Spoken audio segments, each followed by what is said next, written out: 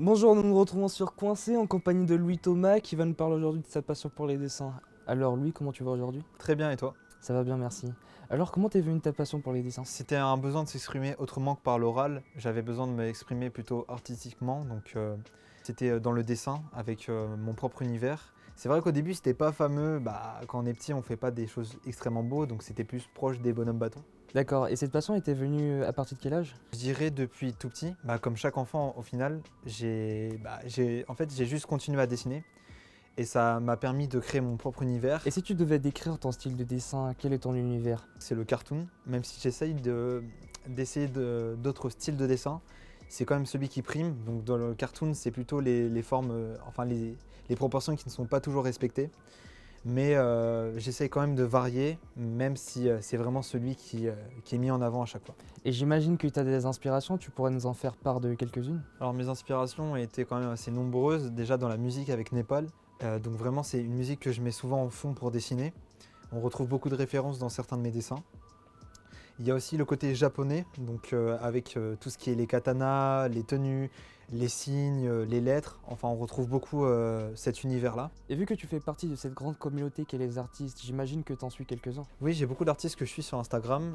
Il y a par exemple Nuiva Gab, qui est un artiste au niveau des personnages. Il a des couleurs assez unies sur ses dessins. Mais ça n'empêche pas que ces dessins soient très détaillés, avec un univers japonais, mélangeant celui de tout ce qui est à la pop culture. Il y a aussi Bonsky, qui est beaucoup sur les réseaux, qui publie sur les réseaux. Et c'est un artiste avec des messages assez forts et des œuvres assez éphémères. Donc ces messages priment sur son côté artiste, vu qu'il est anonyme. Si j'ai bien compris, tu dessinais sur papier avant et tu as transité sur la tablette graphique, donc j'aimerais savoir si ta transition du papier à la tablette graphique s'est faite, comment elle s'est faite. La transition était assez compliquée parce que j'étais passé sur une petite Wacom sans écran. Donc je devais switcher entre l'écran du PC et la Wacom, la petite Wacom, donc le pad. Et au fil du temps, je commençais à m'habituer, donc j'ai pris un modèle au-dessus. J'ai pris une XP Pen 15,6 Pro. Donc c'était une tablette à écran, ce qui me permettait d'éviter de regarder tout le temps l'écran du PC. Ce qui était beaucoup plus simple et qui permet de m'exprimer beaucoup plus facilement. Voilà, vers la fin de notre interview, aurais-tu un message à faire passer à ceux qui nous regardent?